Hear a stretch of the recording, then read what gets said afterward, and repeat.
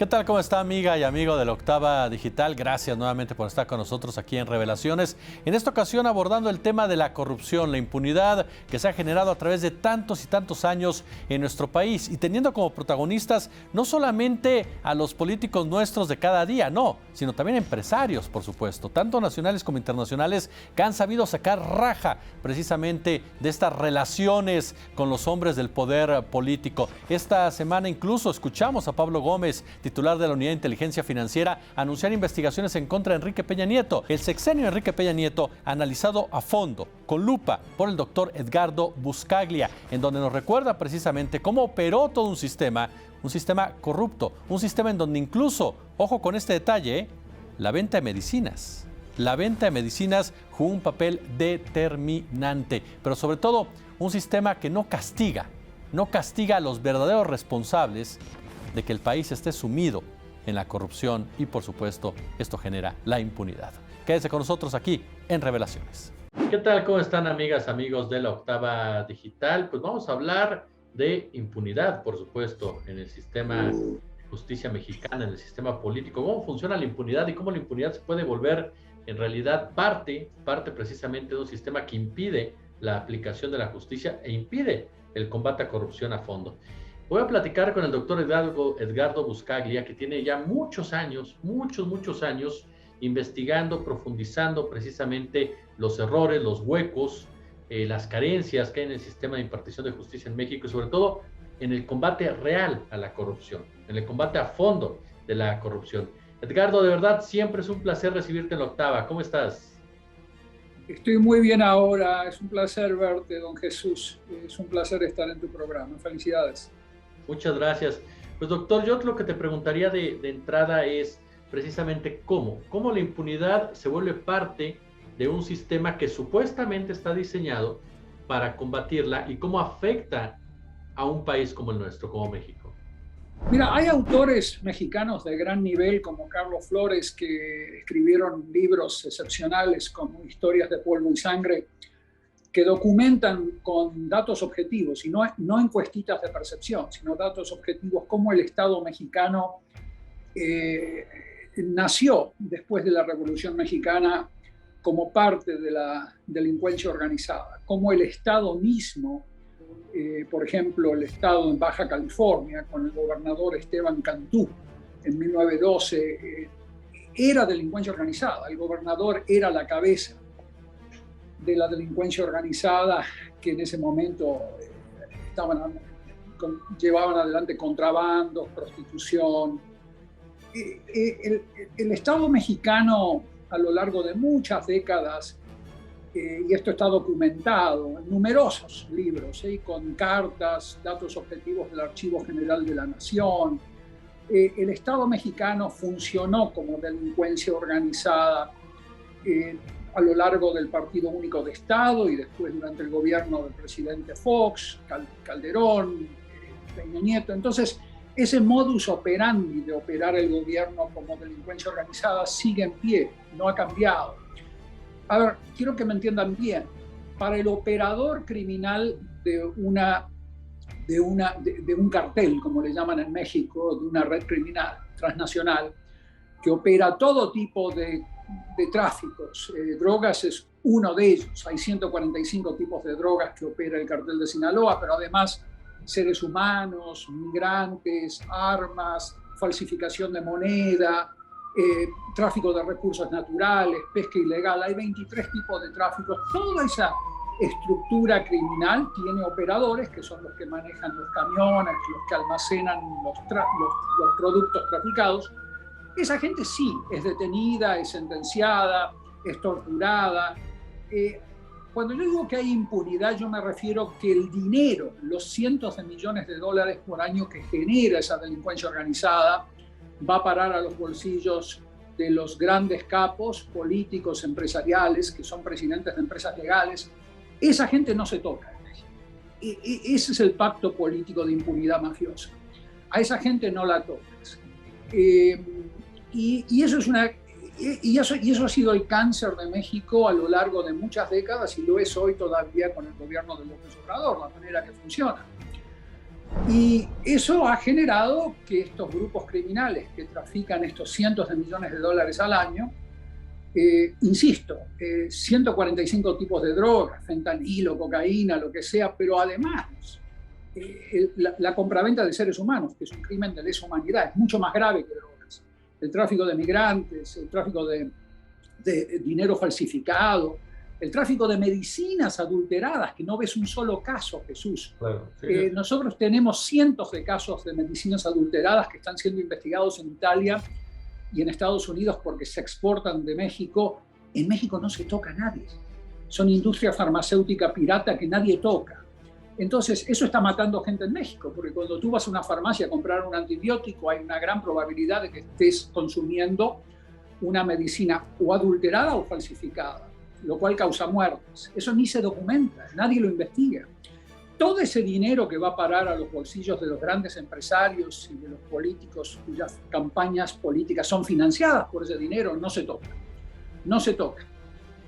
Lo vas a ver en el caso de Peña Nieto, lo vas a ver en el caso de este hombre de Pemex. Romero de Champs. No. Emilio Lozoya. Emilio Lozoya, estoy en muchos países y los casos los tengo en la cabeza, pero a veces los apellidos me los olvido. Pero el de Emilio Lozoya, lo ves en el caso del exgobernador Duarte de Veracruz, el exgobernador Duarte de Chihuahua. No se va a la red de políticos y de empresarios que lo acompañan. En Italia sí, cuando ves un caso similar al de Lozoya o al de Duarte en Italia, decenas de políticos caen, decenas de empresarios caen, y los operadores ni salen en los periódicos, ¿no? Ni siquiera los italianos ni siquiera lo publican. Les interesa solamente los políticos y las empresas propiamente dichas, que son disueltas, ¿no? Se las evapora del mapa. En México eso nunca se hace. Entonces, hay un pacto político de impunidad mafiosa al más alto nivel del poder empresarial y político que yo vengo denunciando desde hace más de 17 años en México y no se ha tocado, no se toca durante López Obrador. Vas a ver que cuando van contra Lozoya o contra Peña Nieto, van contra la familia. La familia y la familia y la familia y la familia, que el primito, que la mamita, que el tito. Y es toda una simulación para focalizarse solamente en Peña Nieto o en Lozoya por presión internacional, porque los españoles están por sacar la información, pero no van contra las redes de políticos que acompañan a estos casos. Y eso es lo que lamentablemente está perdurando el pacto político de impunidad mafiosa. El Mayo Zambada es poderoso porque los políticos que lo protegen son poderosos. Claro. No porque Mayo Zambada sea poderoso. El Mayo Zambada, si estuviese en un país como Colombia, Brasil, sería un mafioso, pero no estaría con tanto poder de protección como lo está en México.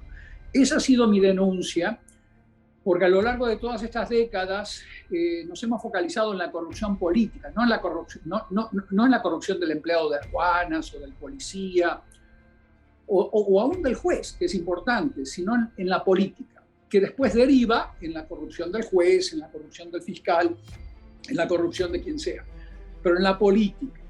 Y en México tú nunca vas a ver auditorías de partidos, auditorías de campañas, auditorías preventivas, no como parte de un caso penal, sino antes de que haya un caso penal.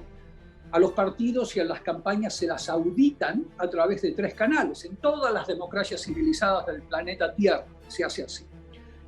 Una auditoría autónoma ligada al Poder Legislativo, que sería la Auditoría Superior de la Federación, autónoma, en conjunto con la FEPADE, que sería la Fiscalía Especializada en todos los países, una auditoría ligada a sociedad civil, que en todos los países civilizados del mundo tiene atribución legal de auditar a quien sea, no porque el señor Ebrard sea bueno y los deja auditar, no, porque la sociedad civil tiene auditoría, una atribución legal de auditar a quien sea y de entrar a las campañas y de pedir explicaciones.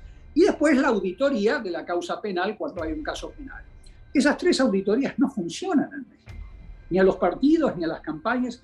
Entonces es una fiesta, es barra libre mafiosa para la delincuencia organizada meter dinero en la política. Y ahí tenés el caso del Pacto por México durante el gobierno de Peña Nieto, ahí tenés los casos de Lozoya. El caso de Lozoya es muy bueno, porque yo te decía creo que hace 2 años, 1 año, que en todos los casos en donde Odebrecht, el caso Lozoya en parte es el caso Odebrecht, ¿no? Esta empresa de Brasil que viene a México para construir refinerías, infraestructura, y se la acusa en todos los países, 13 países se acusa a esa misma empresa que llegó a México de sobornos a los más altos niveles de la dimensión política. En este caso, en todos los países donde el caso de Brecht, como el de Lozoya, fue investigado, siempre se tipificó delincuencia organizada, cayeron decenas de políticos, cayeron decenas de empresarios. En México, la familia. Y Lozoya.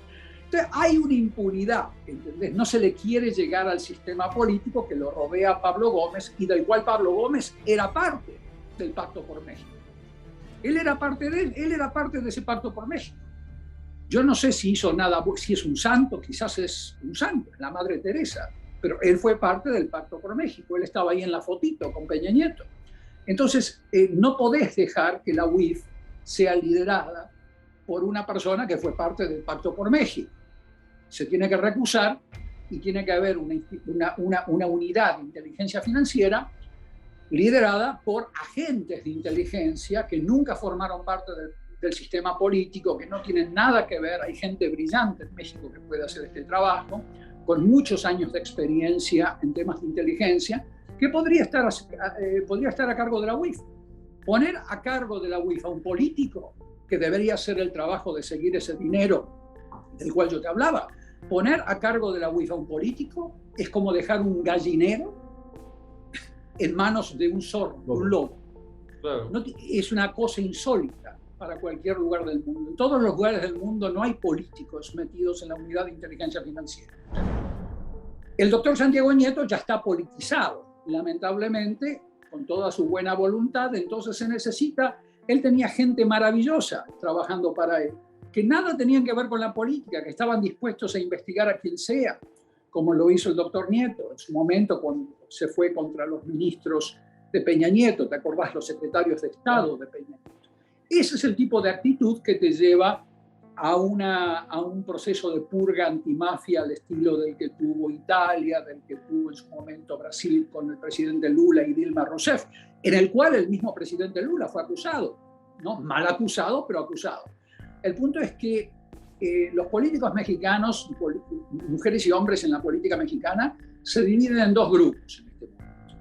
Los corruptos mafiosos, que forman parte del problema, y los cobardes y las cobardes que tienen miedo de que si crean estos mecanismos antimafia se los van a aplicar a ellos y a ellos injustamente.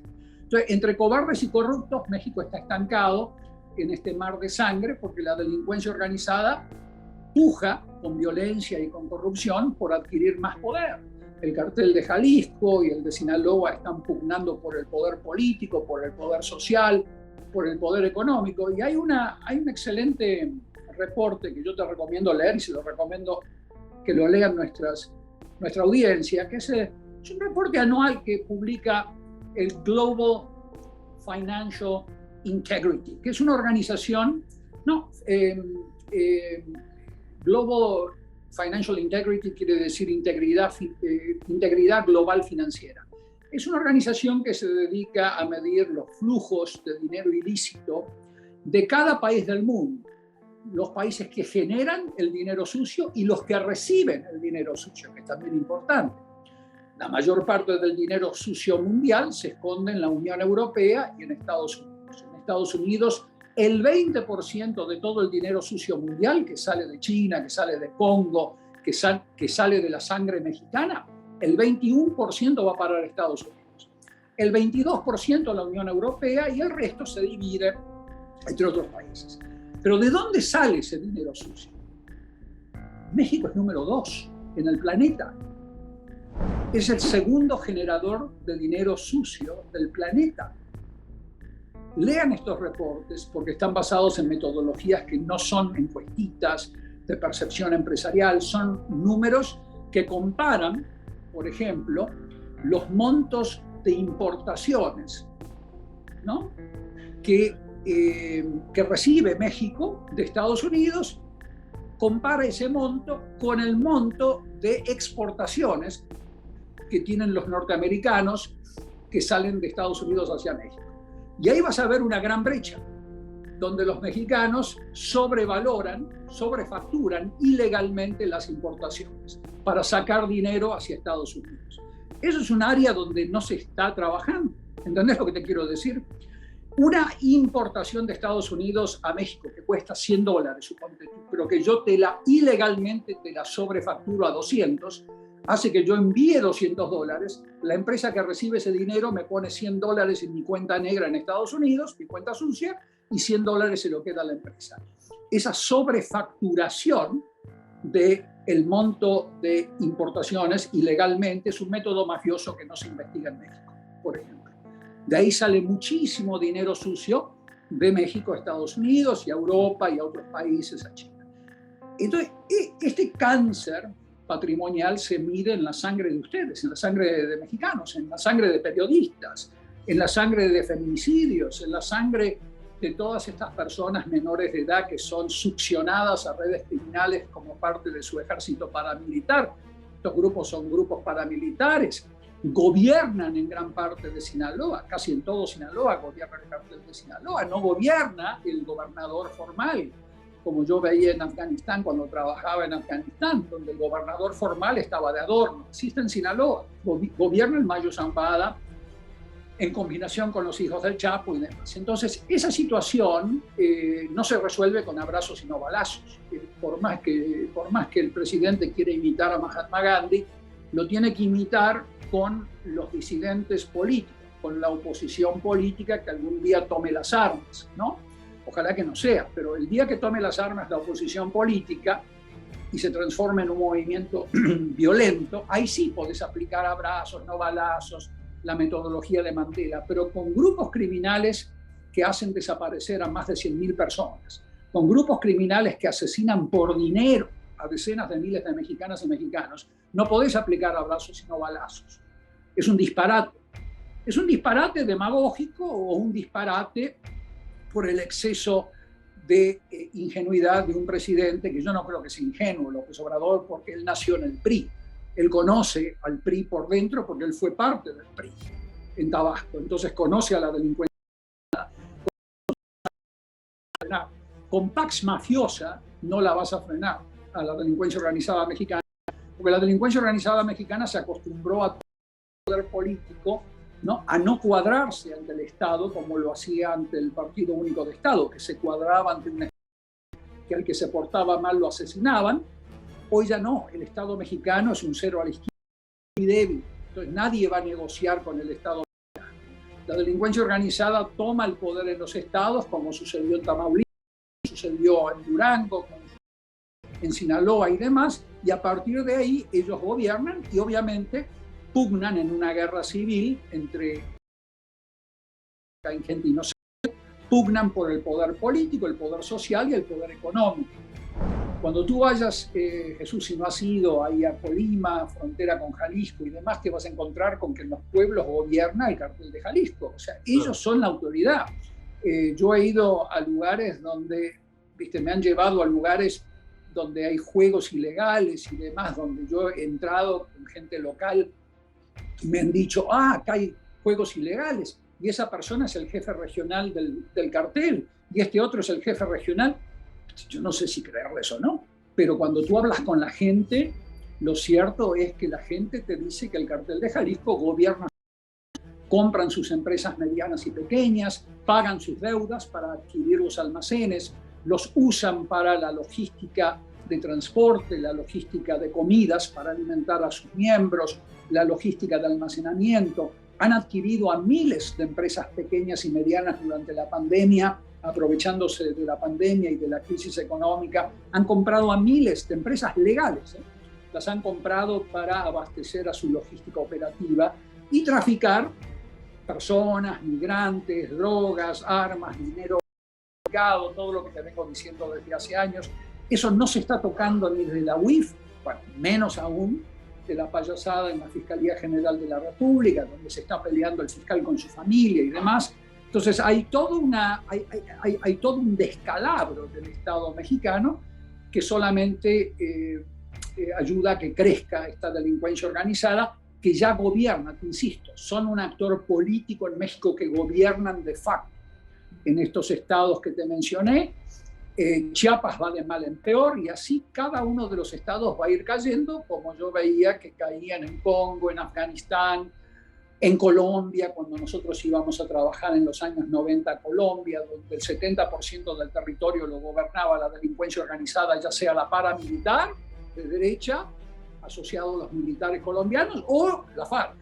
Era gobernada todos los días. Los mecanismos que usaba la gente para resolver disputas, peleas entre ellos, cuando le robaba una gallina a un vecino a otro, no eran los juzgados, eran los paneles de arbitraje de la FARC.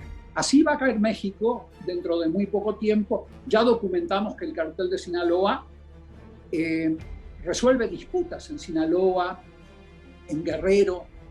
Lo tenemos documentado en trabajos académicos que han sido publicados. Esto no es secreto, no es un órgano de inteligencia secreto. Entonces, esto es lo que a mí me preocupa, porque México, con la mejor o la peor de las voluntades del presidente, va de mal en peor. Y eso lo vengo diciendo desde el 2017, cuando yo tenía debates con Alfonso Durazo en privado o con John Ackerman en público. Tú recordarás y les decía, ustedes van a ir de mal en peor si lo que piensan aplicar es lo que yo estoy viendo. Entonces ahí estamos con Jesús, lamentablemente, y las soluciones para terminar con esto las tenemos escritas, publicadas. Te mencioné auditorías, te mencioné unidades de inteligencia financiera que traduzcan los datos que ellos generan, porque son datos de inteligencia, en una fiscalía en el futuro que ya no esté en manos de Hertz Manero, que traduzca esos datos de inteligencia en datos de prueba. Claro. Nadie le puede llevar a un fiscal la prueba, como pide el fiscal, como ignorante que es el fiscal Hertz Manero, pide pruebas. No, nadie le puede llevar en una democracia a un fiscal la prueba. La prueba la produce el fiscal. Lo que yo le puedo llevar es información, datos. Y ahí tenemos los datos financieros, los podemos conseguir gratuitamente para documentar cómo esas empresas, y te insisto, que hoy están listadas. Yo les pido a la audiencia que vayan al Departamento del Tesoro norteamericano o al Departamento del Tesoro, al Ministerio de Finanzas alemán, y van a ver una lista de empresas, entre otras mexicanas, que están ahí documentadas como empresas que se las está investigando por lavar dinero. Solamente que vayan contra esas empresas les va a llevar varios años a las autoridades locales. No han tocado a una. Entonces estamos en un problema muy grave debido a que este pacto político de impunidad no afecta a los operadores de la delincuencia organizada. Esos chicos están muriendo, tienen una expectativa de vida de 2 años, son detenidos, torturados. No estoy hablando de las cúpulas políticas empresariales y las operativas de la delincuencia organizada, porque en el fondo el Mayo Zambada es un gerente operativo del Mayo. A esa gente no se la toca porque se está protegiendo un sistema político mafioso que, como te dije antes, está documentado en grandes libros de colegas mexicanos, que el Estado mexicano nació como delincuencia organizada en varias regiones, por ejemplo la de Miguel Alemán, allá en el norte, la de Esteban Cantú. Entonces, ese problema sigue todavía. O sea que la cuarta transformación antimafia todavía no ocurrió y no veo que esté ocurriendo. Mi querido admirado Edgardo Buscaglia, yo siempre te agradezco tu generosidad con la octava y tu análisis preciso. Muchas, muchas gracias. Felicidades, don Jesús. Hasta muy pronto. Gracias por acompañarnos, nos escuchamos la próxima semana y les reitero, de verdad, después de escuchar al doctor Buscaglia y ver lo que pasó con Peña Nieto, este personaje del empresario y político fusionado es un cáncer para el país. Como siempre un gusto, como siempre un placer.